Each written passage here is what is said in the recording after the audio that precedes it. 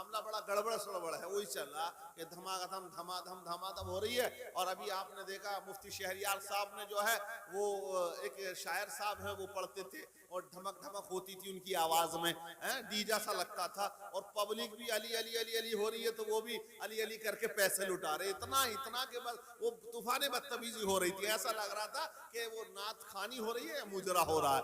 بہرحال مفتی صاحب کو جلال آ گیا، کیونکہ ایسا رہا نا کہ جب ان کا نمبر آیا تو عوام آڑا خالی ہو گئی، ارے بھاگنے لگے سب. اور جب تک نعت خوانی ہوتی رہی تو سب جمے رہے. ظاہر سی بات ہے بھائی، دین جو پھیلا وہ اسی طرح پھیلا تقریروں سے. آپ کو اگر کوئی بات یہاں جلسے میں بتائی گئی ہے قرآن و حدیث کی روشنی میں تو یہ زندگی میں انقلاب لانے والی ہے، عمل کر لو گے تو دنیا اور آخرت سنور جائے گی.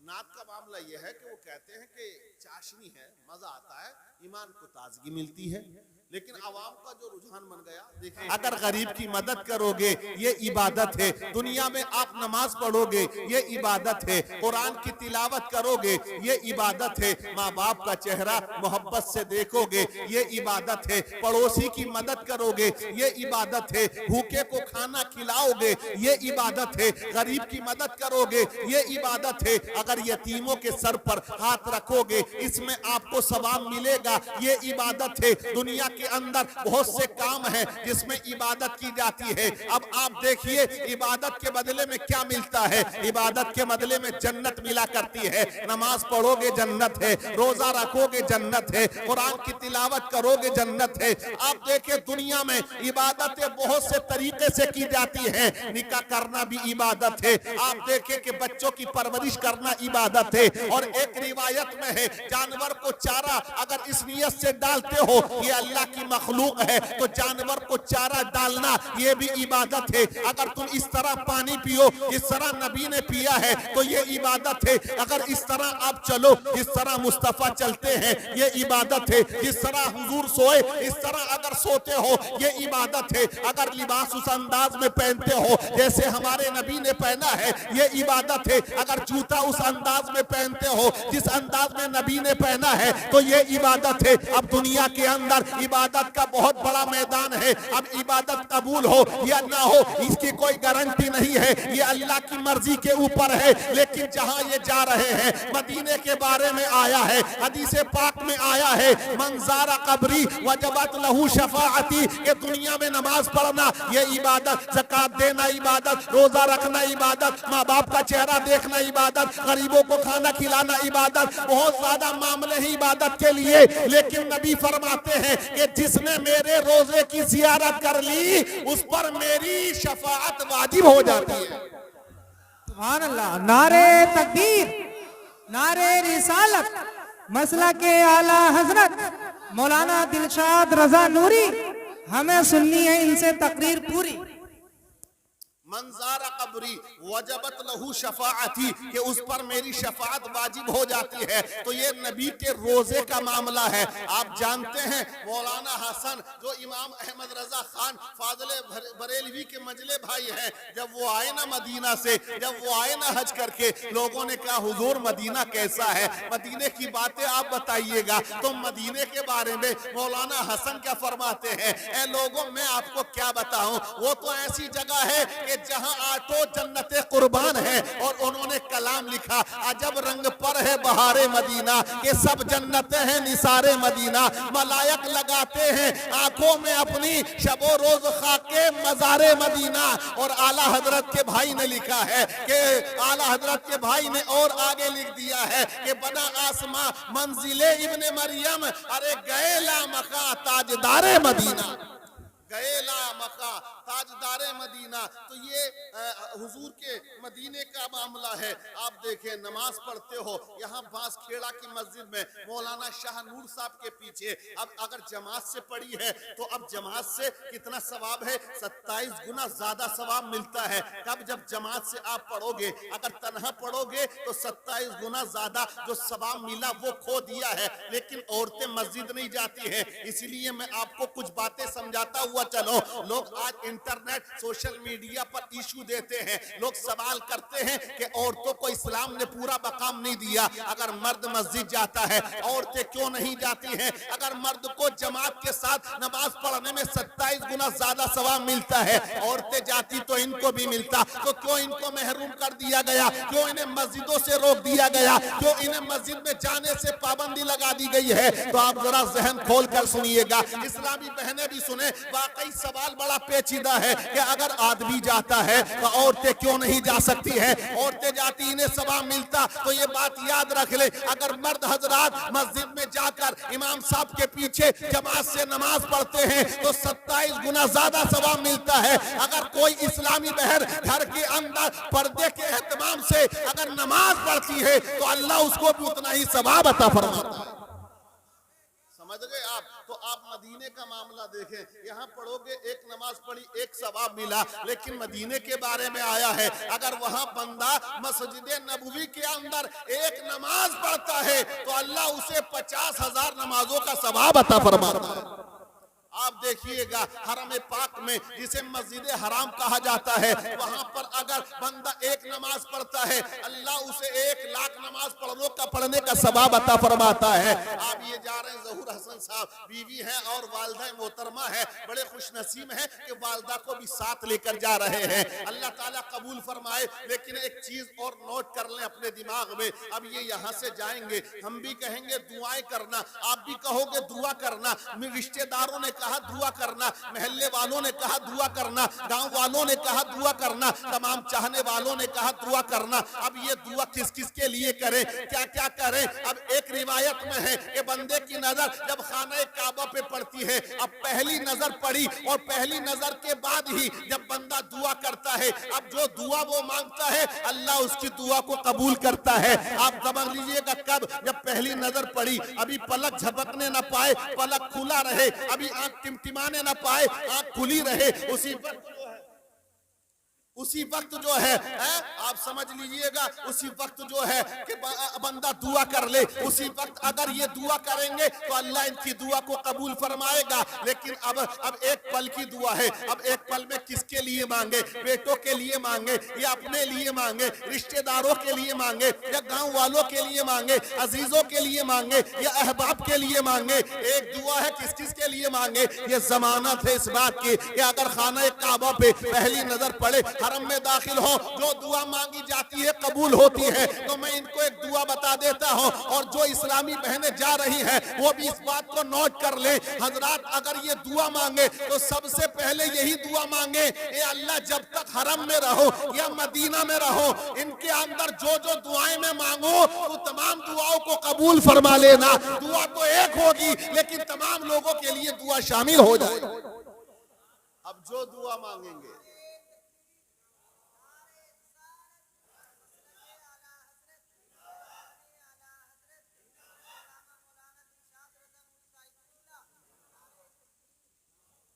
ये एक दुआ है, अब मांगना यही चाहिए। अब आप देखें कि ये देखिए जा रहे हैं उम्रा के लिए, उम्रा किसके लिए करना चाहिए? अल्लाह के लिए। हज किसके लिए करना चाहिए? अल्लाह के लिए। दिखावा और रियाकारी बिल्कुल ना हो।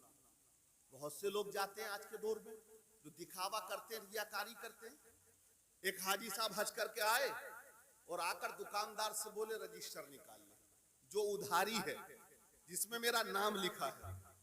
दुकानदार सोचने लगा बड़ा ईमानदार बन के आया हाजी, अब तो कई महीने का उधार था उसका किराना का और दे दिया था नहीं। तो ये दुकानदार बड़ा खुश हुआ, हो सकता है आज पूरा उधार चुकता करें। यह हज से आए, दिल नरम हो गया, अल्लाह ने कबूल कर लिया इनका। आज क्या एक चीज बताऊं, हज करके कोई आ गया, अब ये देखना है कि इसका हज कबूल हुआ या नहीं, इस बात का पता कैसे चले?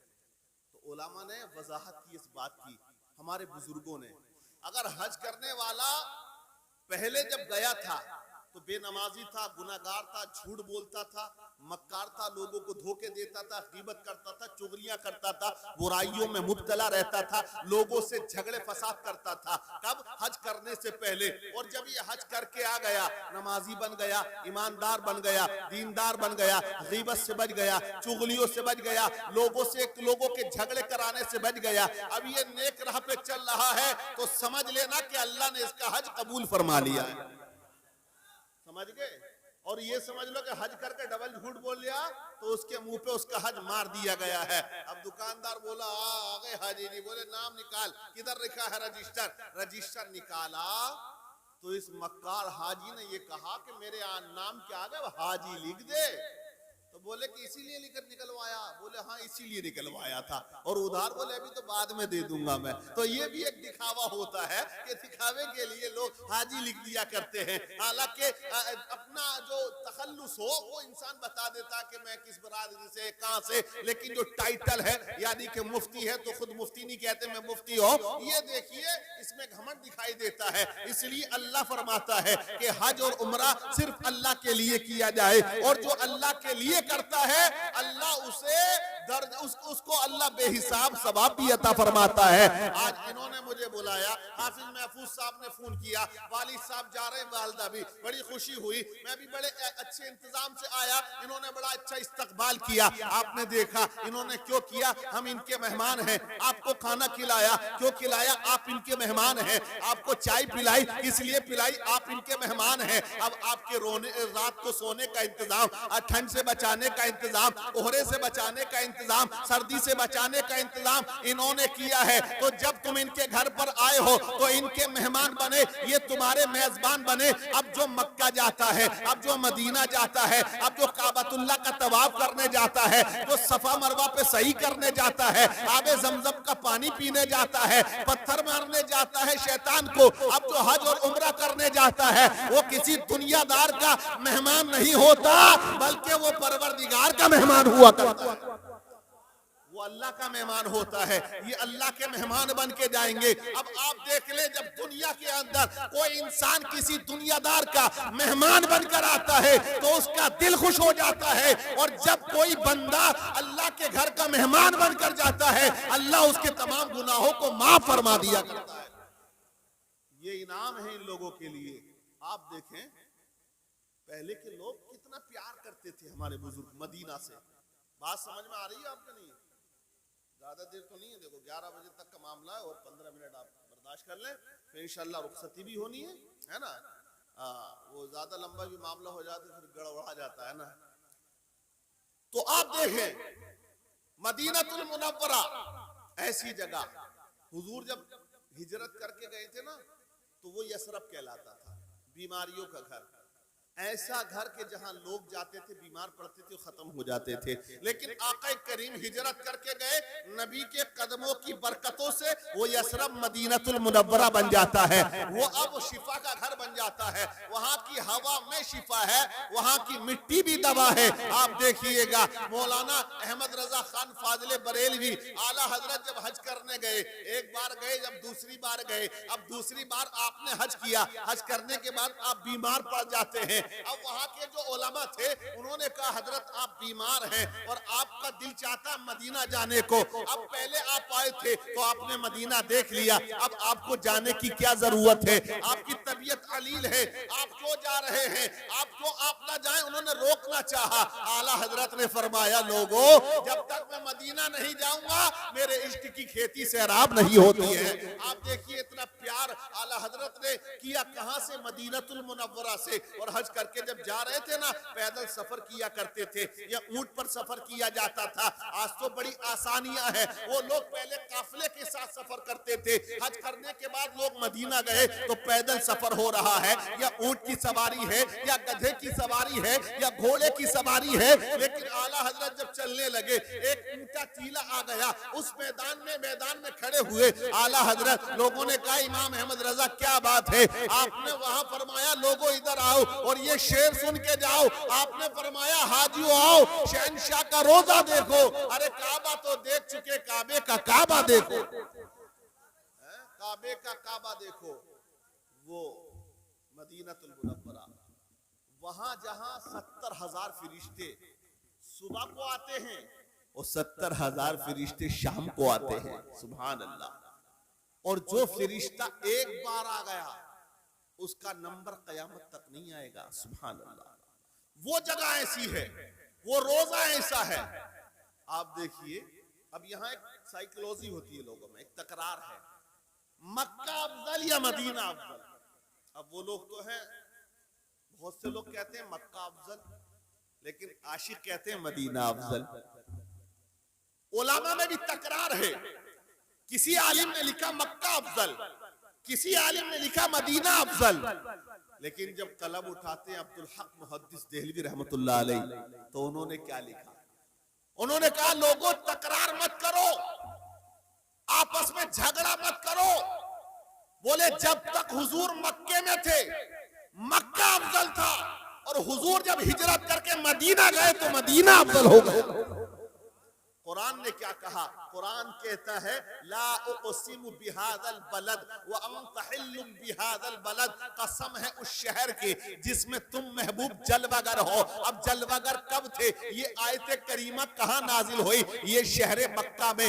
آپ نے دیکھا قرآن میں دو طرح کی صورتیں پائی جاتی ہیں, ایک مدنی صورت اور ایک مکی صورت. اوپر ہیڈ لائن میں لکھا ہوتا ہے, جب قرآن آپ پڑھیں گے تو بسم اللہ سے بھی اوپر وہیں پر لکھا ہے یہ سورت مکے میں نازل ہوئی یا مدینہ المنورہ میں نازل ہوئی ہے, یہ کلیئر کر دیا گیا. اب آپ دیکھیے گا جو سورت مکے میں ہے وہ مکی ہے, جو سورت مدینے میں ہے وہ مدنی ہے. اب آپ دیکھیں یہ سورت مکے میں نازل ہوئی, اور جب حضور وہاں پیدا ہوئے تو وہ حضور کی ولادت کی وجہ سے یہ مکہ افضل ہو جاتا ہے. خانہ کعبہ خدا کا پہلا گھر ہے, حالانکہ وہ لوگوں کے لیے مرکز عقیدت ہے. لوگ طواف کیا کرتے ہیں, حج کو مکمل کیا کرتے ہیں, لیکن آپ دیکھیے گا یہ جب آقا تشریف لائے تھے تو اس وقت کیا بنا ہوا تھا؟ خانہ کعبہ کے اندر 360 بت رکھے ہوئے تھے. لوگ خانہ کعبہ کے اندر بتوں کی پوجا کیا کرتے تھے. لیکن اے مسلمانوں, جب ہم آج یہاں نماز پڑھتے ہیں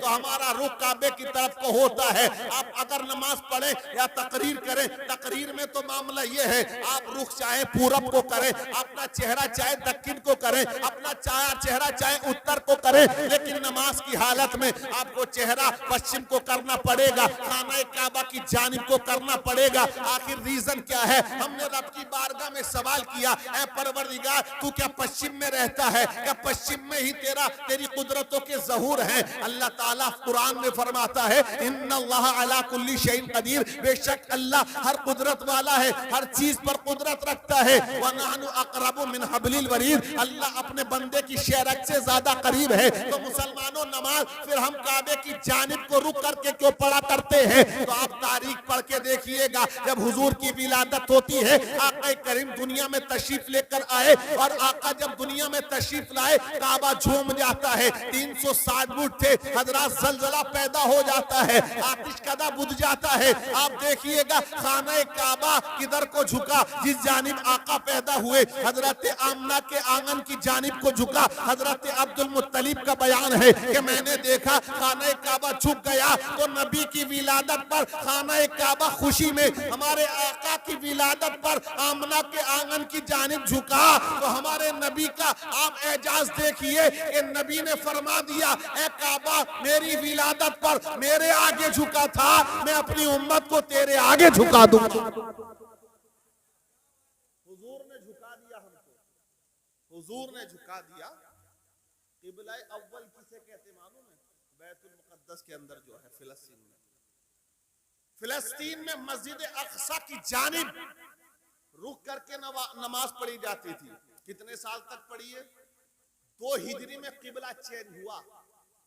پہلے نماز بیت المقدس کو ہوتی تھی, اور بعد میں جب حضور ہجرت کر کے گئے, قرآن پڑھے سورہ بقرہ میں اللہ تبارک و تعالیٰ نے پورا کلیئر کیا اس بات کو.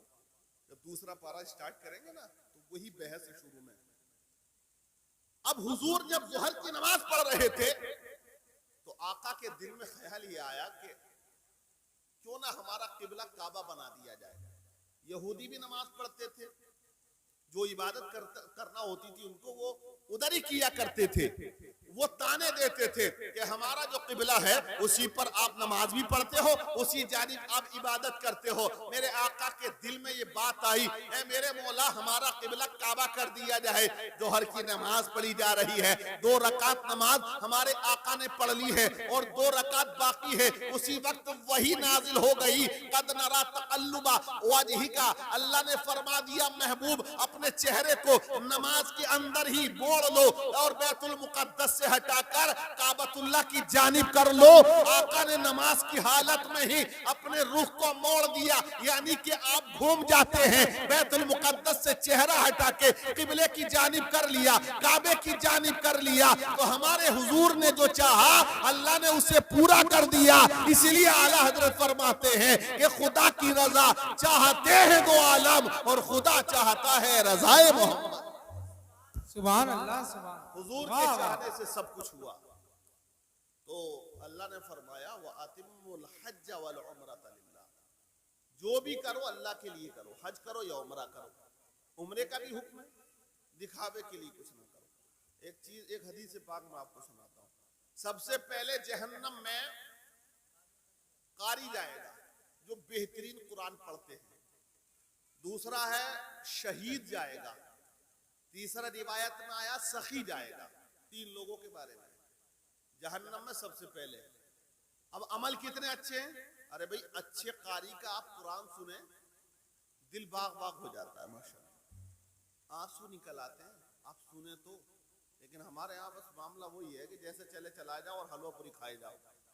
जलसे होते हैं, मेरा कहना तो ये है कि अगर जलसा कॉन्फ्रेंस हो रही है ना गाँव में, तो नात पढ़ने वालों को बुलाते हैं हम, तकरीर करने वालों को भी।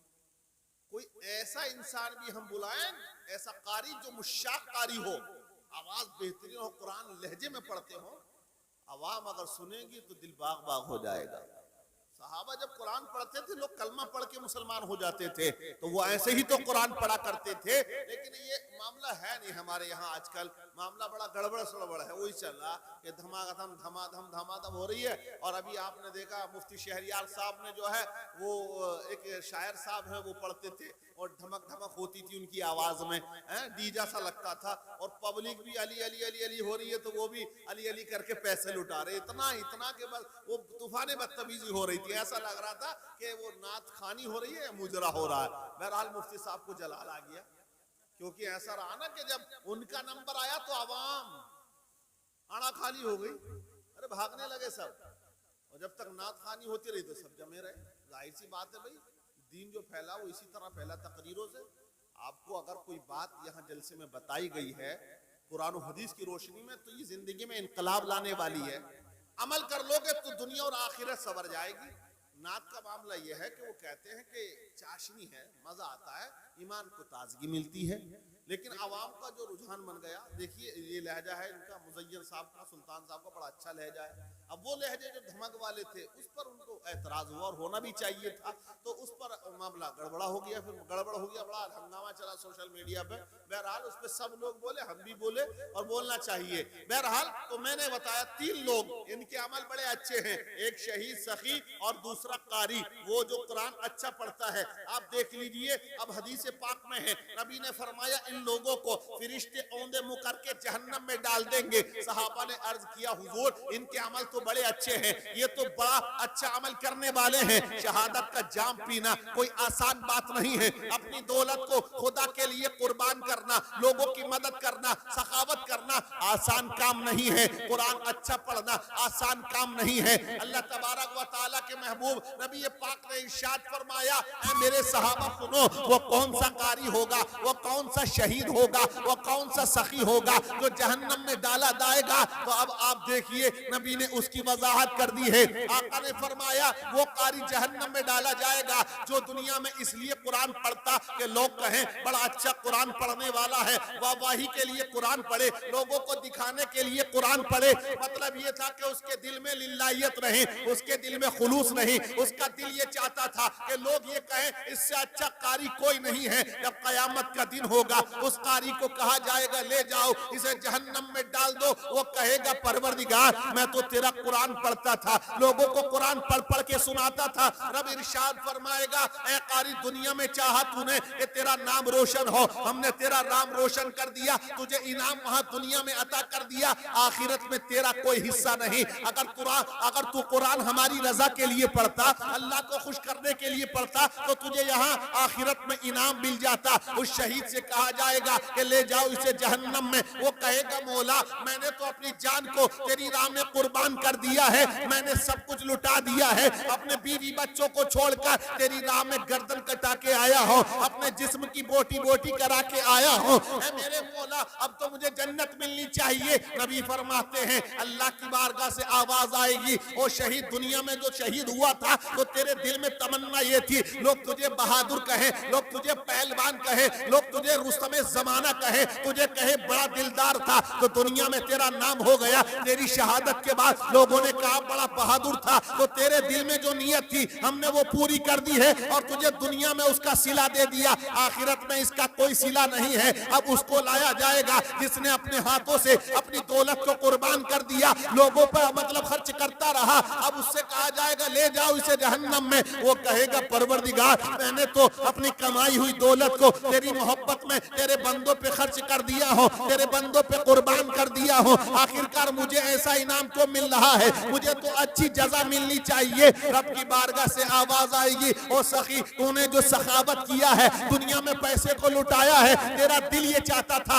लोग कहें बड़ा सखावत वाला है, बड़ा दिल वाला है, लोगों पे बड़ा पैसा कुर्बान करता है, जो तूने चाहा दिल में वो हमने कर दिया, दुनिया में तेरा बड़ा नाम हुआ लेकिन आखिरत में तेरा कोई हिस्सा नहीं है, इसलिए जहन्नम में डाल दिया जाएगा। तो आप समझ लीजिएगा कि अमल का जो दारमदार है वो नियत के ऊपर है। अगर बंदा जो भी अमल करे अल्लाह की रजा के लिए करे तो अल्लाह यहाँ भी इनाम अता करता है, मरने के बाद जन्नत अता करता है।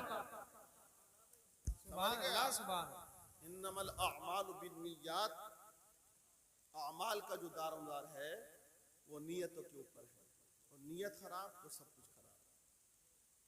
शादी कर रहे हैं निकाह अच्छी नियत से करिए, ऐ मौला मैं गुनाहों से बचूं, ऐ मौला मैं उम्मत मुहम्मदिया में बढ़ोतरी का जरिया बनूं, एक अच्छी नियत हो तो नियत अच्छी होगी तो सवाब ही सवाब है। जब तक दुनिया में रहोगे निकाह इसी नियत से किया और इस नियत से कर लिया कि बोलेरो मिल जाए, अल्टो मिल जाए, स्कॉर्पियो मिल जाए, तो फिर मामला तबाही और बर्बादी के अलावा कुछ भी नहीं है। ज्यादातर तो अब निकाह ऐसे हो रहे हैं, मामला ऐसा लग रहा है कि बस बिल्डिंग बननी है तो नियत ये है कि लड़की वाले को लूट कर लाएंगे, 3 मंजिल होगी तो बड़ी गाड़ी मिल जाएगी, ये नियत होती है अक्सर।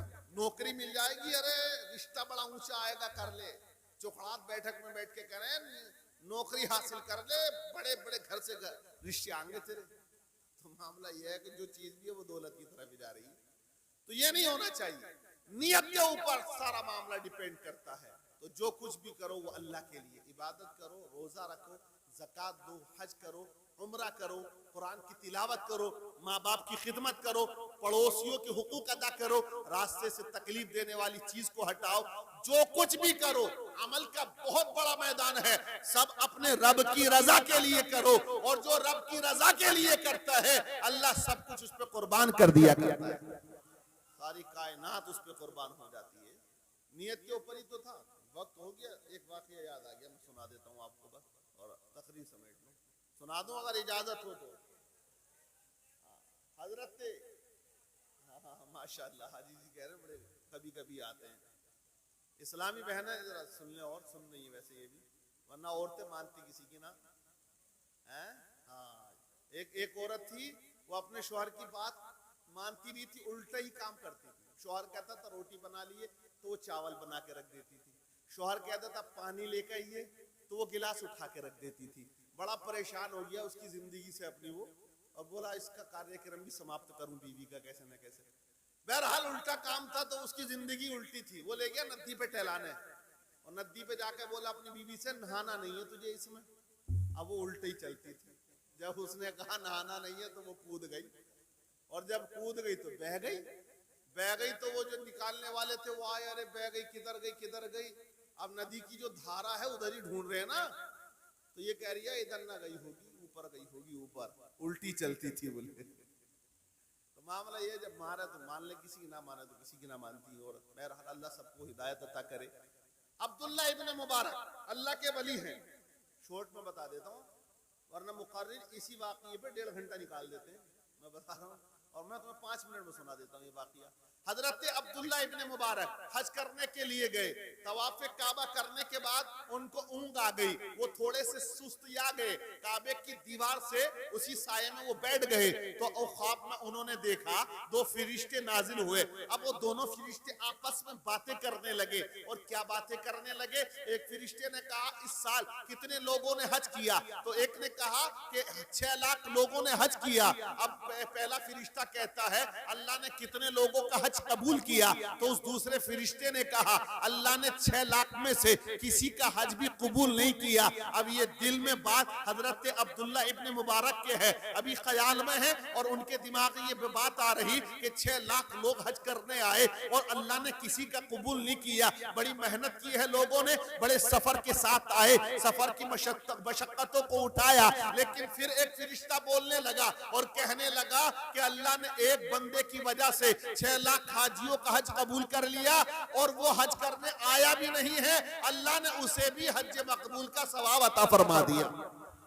अब ये 2 फरिश्ते बातें करने लगे और वो गुफ्तगू कर रहे थे और उसका एड्रेस भी दे रहे थे कि फला इलाके का रहने वाला, बसरा का या कूफा का वो रहने वाला है। अब हजरत अब्दुल्ला इब्न मुबारक हज से फारिग हो गए, वो अय्याम गुजर गए। अब उनके दिल में तमन्ना जागी है कि वो बंदा बसरा का रहने वाला वो अभी हज करने आया भी नहीं है। अल्लाह ने उसको हज का सवाब भी दिया और उसके हज के सदक़े में 6 लाख हाजियों का हज कबूल किया। दिल में आरज़ू जागी कि क्यों ना उससे मुलाकात कर ली जाए। हजरत अब्दुल्ला इब्न मुबारक उसके घर पे पहुंच जाते हैं और जाने के बाद उसका एड्रेस मालूम किया, बहरहाल पता किया कि वो फला इंसान था जो हज को जाने का ऐलान किया था लेकिन हज को जा ना सका। आप उसके करीब गए और उसको बैठाकर पूछा क्या तेरा कोई इरादा हज पे जाने का था? उसने कहा हजरत 30 साल तक लोगों की जूतियां सीता रहा, उनके जूते पॉलिश करता रहा। 30 साल के अंदर मैंने एक छोटा सा पूंजी इकट्ठी की, रकम इकट्ठी की, तमन्ना थी हज करने जाऊंगा। अब इतना पैसा मुझ पे हो गया कि मैं सामान्य सफर जो भी मुझे अखराजात उठाने थे उठा सकता था, लेकिन मैंने ऐलान कर दिया मैं भी हज करने जाऊंगा। अब मेरा वो 30 साल का जो कमाया हुआ पैसा था वो मेरे पास में था। अब तमाम लोग मुझसे मिलने आए, लोगों ने मुबारकबाद भी पेश कर दी है, मैंने तमाम की मुबारकबाद को कबूल किया। अब शाम हो गई और सुबह को काफिला रवाना होने वाला था, मैंने भी सामान हज बांध लिया। मतलब सफर जो जाना था मुझे, सफर की जो जरूरत की चीजें हैं वो तमाम तैयार कर ली जाती हैं। लेकिन जब सूरज डूब जाता है हजरत अब्दुल्ला इब्न मुबारक, तो मैं रात में अपने घर में जब दाखिल हुआ तो मेरे पड़ोस में से गोश्त के बनने की खुशबू आई। उनके यहाँ हांडिया पकी, हांडी की खुशबू मेरे आंगन में आई। मेरे बच्ची ने सवाल कर दिया अब्बा जान कई महीने के लिए आप जा रहे हो सफर पे, अब यहाँ पड़ोस में गोश्त बना है, अब पता नहीं हमें मिले ना मिले, यहाँ से थोड़ा सा गोश्त हमको मांग कर ला दो, हम खा लेंगे, थोड़ा सा हमारा दिल रह जाएगा। वो मोची कहता है ए अल्लाह के वली, मेरी बेटी ने जब मुझसे सवाल कर दिया मैंने अपने घर से प्याला लिया और वो बर्तन लेके अपने पड़ोसी के दरवाजे पे पहुंचा और जाकर दरवाजा खटखटा दिया। मकान का मालिक बाहर आया, आकर कहा कि क्या बात है? कहा कि मैं सुबह हज पे जा रहा हूँ, आज तुम्हारे घर में गोश्त बना है, इसके गोश्त के बनने की खुशबू हमारे घर में चली गई है। मेरे बच्चों ने मुझसे सवाल कर दिया आप जरा थोड़ा सा गोश्त दे दीजिएगा, मेरे बच्चों का दिल रह जाएगा। तो पड़ोसी ने कहा ओ आने वाले, तुम आए हो बड़े दिल के साथ, हम मना नहीं करते, लेकिन ये जो गोश्त हमारे घर में बना है ना, ये हमारे लिए तो हलाल है लेकिन तुम्हारे लिए हराम है, तुम नहीं खा सकते, तुम्हारे बच्चे नहीं खा सकते। खा सकते। अब ये पड़ोसी कहता है कि वो गोश्त कैसा है कि जिसे तुम तो खा सकते हो, हम नहीं खा सकते। सकते हैं जो तुम्हारे लिए तो हलाल है और मेरे लिए हराम है, ये कौन सा मसला तुम मुझे बताते हो? तो उस पड़ोसी ने कहा इस हज पे जाने वाले मोची से कि भाई सुन ले हमारी बात को, हमारे घर में 4 दिन से ज्यादा का वक्त हो गया, चूल्हा नहीं जला, मेरे घर में दाना नहीं पका, मेरे बच्चे भूख से नडाल थे, कई रोज खाना खाए हुए हो गए, अब करीब था कि वो मर जाते भूख की शिद्दत की वजह से। मेरे घर में फाके पे फाका, गुर्बत में डेरा लगा लिया, खाने का कोई इंतजाम न हुआ। आज मैं शहर के बाहर गया, मैंने वहां एक मरा हुआ जानवर देखा जो पड़ा हुआ था, और शरीयत इस्लामिया का हुक्म है अगर जान बचानी है और अगर मुर्दार भी खाना पड़े, अगर तुम मरने की कगार पे जा चुके हो और ये तुम्हें यकीन हो रहा है मर जाओगे, तो अब शरीयत की इजाजत ये है कि उस मुर्दार का गोश्त आप खा के जान बचा सकते हो। तो उस मुर्दार जानवर का गोश्त मैं लेकर आया हूं। आज अपने बच्चों की जान बचाने की वजह से मैंने वही मुर्दार का गोश्त बनाया है। अब वो मेरे लिए तो हलाल हो गया लेकिन तुम्हारे लिए हराम है। ये बात जब उस मौसी ने सुनी है जो हज पे जाने वाला था, वो हजरत अब्दुल्ला इब्ने मुबारक से कहता है हजरत जो 30 साल का वो पैसा मैंने इकट्ठा किया था जिससे मैं हज करने के लिए जाता, मेरे दिल को ये गवारा ना हुआ कि मैं तो वहां जाके आबे ज़मज़म पीऊंगा, वहां खजूरे खाऊंगा, लज्जतदार खाना खाऊंगा, मैं तमाम मजे उड़ाऊंगा, वहां हज करने जाऊं और मेरा पड़ोसी भूखा मर जाए। ये मेरा इस्लाम नहीं कहता है, ये मेरी शरीयत नहीं कहती है। मैंने 30 साल की कमाई हुई पूंजी, वो तमाम दौलत को उठा के मैंने अपने पड़ोसी को दे दिया है, अपनी आरजुओं को मार लिया है और वहीं पे दफन कर लिया है। लोगों ने कहा कंजूस है इसलिए ना जा सका, लोगों के ताने भी सुने हैं लेकिन मैंने कोई बात किसी को न बताई। अब अब्दुल्ला इब्ने मुबारक जब बात सुनते हैं आंखों में अश्क आ गए और उसको सीने से लगा लिया और उससे कहा भाई तू हज पे तो नहीं गया लेकिन अल्लाह ने तुझे ये इनाम अता कर दिया कि तुझे भी हज का सवाब दिया और तेरी वजह से 6 लाख हाजियों का हज कबूल फरमा दिया। आप समझ लें ये नियत के ऊपर है। ये किसके ऊपर है? नियत के ऊपर। नियत जैसी वैसा फल, वैसा रिजल्ट, वैसा इनाम। इसलिए अच्छी नियत करो। औलाद को पालते हो, आप पर लाजिम है कि बच्चों को परवरिश करो, ये इस्लाम कहता है। नियत ये है कि ये अल्लाह की मखलूक है तो